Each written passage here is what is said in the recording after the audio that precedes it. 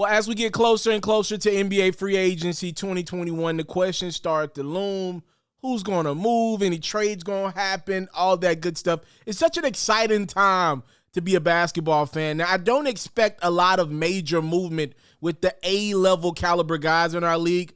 There are a couple names, though, that could potentially make this one interesting, and they are A-caliber players. As a matter of fact, ironically, their two teams just faced off. I know Kawhi Leonard wasn't available for the Clippers, but Chris Paul was there for his Phoenix Suns, fresh off of their Game 6 NBA Finals loss to the Milwaukee Bucks. So CP3, what's the latest on him? He's got a few options out there. For those who don't know, Chris is expected to make about $44 million in his last year with Phoenix next year. But here's where we got a little bit of a dilemma if you're CP3. Chris's value most likely will never be higher than what it is right now. He was a guy that was in an MVP conversation. He's a guy fresh off of an NBA Finals run. And I know towards the latter part of that Bucks series, it seems like he kind of broke down a little bit.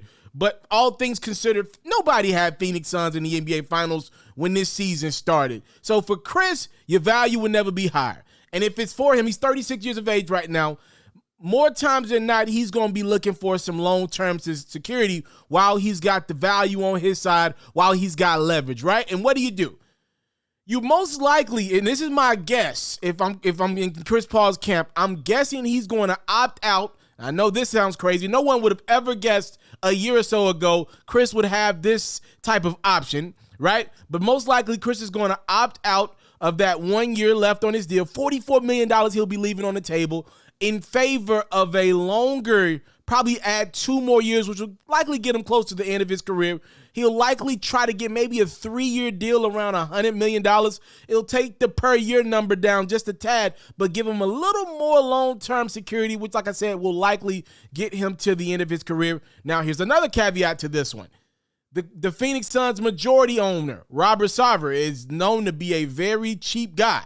Like, relatively speaking, obviously, he's a rich man, but he's in the owner spaces. He's not the guy willing to just pay money for teams that don't get over the hump, which the Suns have not done since he's been the owner. They also got to pay DeAndre Ayton really, really soon. Mikal Bridges is expecting him back soon. They're already paying Devin Booker. So we'll see where Phoenix's head is with. Do they look at it as like, yo, we don't believe we could ever get back to the NBA Finals. We know we lucked up and got through a couple teams that were injured, or do they look at it and say, hey, let's run it back. We were that close to getting over the hump. Maybe a tweak or two here or there, an injury, another injury to work in our favor, and we could very well be NBA champions today. A little bit of pressure on the Suns organization. Also, I know for Chris, there's a little bit of pressure as well. Remember, he's the president of the Players Association. So for him, if he were to decline his 1 year, $44 million deal, opt out, and take significantly less money, it would be perceived away. Again, it's part of his job to continue to fight for the players and their bank accounts, right? So he can't necessarily take a big discount. He's the president for a reason. He understands that component of it. It will hurt them in the future when they're trying to negotiate bigger pieces of that CBA puzzle. All right? Now, everybody's going to ask me about the Los Angeles Lakers component of it. It is far from real. Look, I don't believe Chris Paul will end up a Los Angeles Laker today. Just because over the last few days, we're hearing that Chris Paul ain't trying to take no discounts. He wants as close to $30 to $40 million as possible. All right? So with that being the case, the only way the Lakers would have that type of cap room to bring in Chris Paul would be a sign and trade. Here's the kicker to that. To do a sign and trade with Chris, you would need the Phoenix Suns to be on board with doing that. You would need Phoenix to either want maybe a Dennis Schroeder or Kyle Kuzma, or if the Lakers are able to get a third team involved, you would need to do, it could either be 2 sign and trades, like the Lakers sign and trade Dennis Schroeder, and then Phoenix sign and trades Chris Paul, and then you add maybe Kyle Kuzma's contract,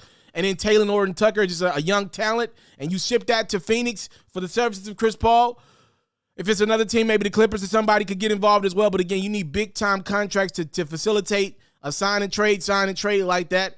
I don't see it happening today just because we're hearing Chris Paul still wants to make, relatively speaking, a lot of money. All right, so that is the update on CP3.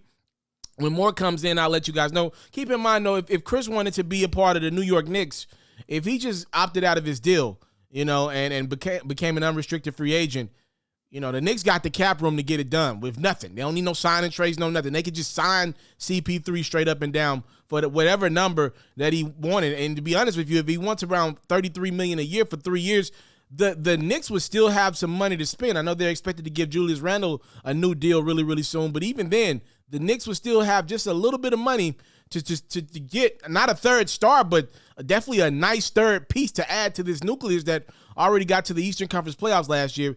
Just keep in mind, though, if Chris were to leave the Suns, it would be his 15 since 2017. Maybe he doesn't want to do that again. Maybe Phoenix is a place that he'll call home for the next few years. So NBA free agency, I'm expecting it to pick up really, really soon.